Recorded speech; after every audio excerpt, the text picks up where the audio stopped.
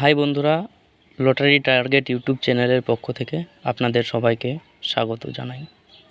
তো আমি এই ভিডিওর মাধ্যমে দেখাবো কোন কোন নম্বর টার্গেট করে আপনারা টিকিট কাটলে 100% প্রাইজ পাবেন, বা কী পদ্ধতিতে কাটলে প্রাইজ উইন করবেন। এই ভিডিওর মাধ্যমে আমি আপনাদেরকে দেখাবো। তো ভিডিওটা আপনারা শেষ পর্যন্ত দেখেন, ভিডিওটা স্কিপ করবেন না, তাহলে হয়তো কোনো গুরুত্বপূর্ণ কথা এড়িয়ে যেতে পারে। তো আমি কালকে মর্নিংয়ে আমি একটা টিকিট টার্গেট করেছিলাম যে 36-12। তো এই যে দেখতে পাচ্ছেন আপনারা, এই যে 36-12, এটা আমি কালকে উইন করেছি। এই টিকিটটা আমি কেটেছিলাম যে দেখেন 2 দিয়ে 36-12।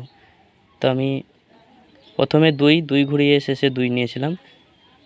তো এই কারণেই বেশ করে 36-18 নম্বরটা টার্গেট ছিল আমার, তো 18টা পাইনি, তার জন্য 36-12টা আমি কেটেছি।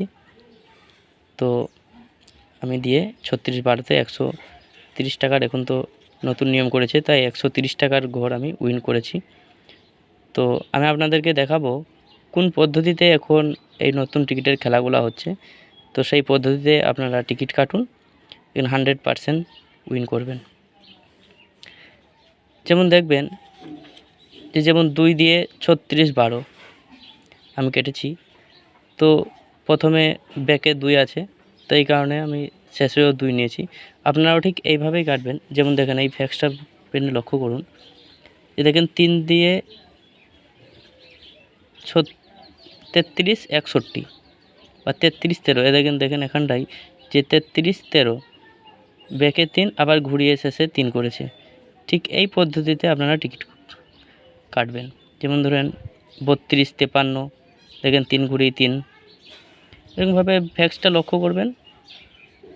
এই ধরনের খেলাগুলাই বেশি খেলে, তো তার জন্য বলছি এই ধরনের নম্বরগুলো আপনারা কাটবেন, তো 100% উইন করবেন।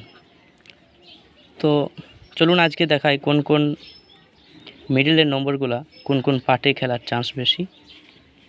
তো চলুন, এখানে দেখতে পাচ্ছেন 02 বা 20 মিডলের আজকে খেলার চান্স বেশি। 10-এর খোপ, 40-এর খোপ, 50-এর খোপ। 37 বা 73 মিডলের 00-এর খোপ, 10-এর খোপ, 90-এর খোপ। 39 বা 93 মিডলের 60-এর খোপ, 70 খোপ, 90-এর খোপ। 79 বা 97 মিডলের 40-এর খোপ, 50-এর খোপ আর 80-এর খোপ। 22 মিডলের 00-এর খোপ, 10-এর খোপ বা 70 খোপ। এই মিডলের এই পার্টগুলো খেলার 100% চান্স বেশি।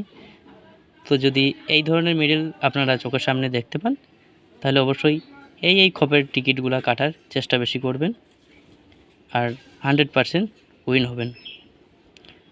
তো এই ছিল আমার ভিডিও। যদি আমার ভিডিওটা আপনাদের ভালো লাগে, তাহলে অবশ্যই আমার চ্যানেলটাকে সাবস্ক্রাইব করে রাখবেন। পরবর্তী সময় যখন আমি এই ধরনের ভিডিও আপলোড করব, তখন যেন সবার আগে আপনাদের কাছে পৌঁছে যায়। তো ভালো থাকুন, সুস্থ থাকুন।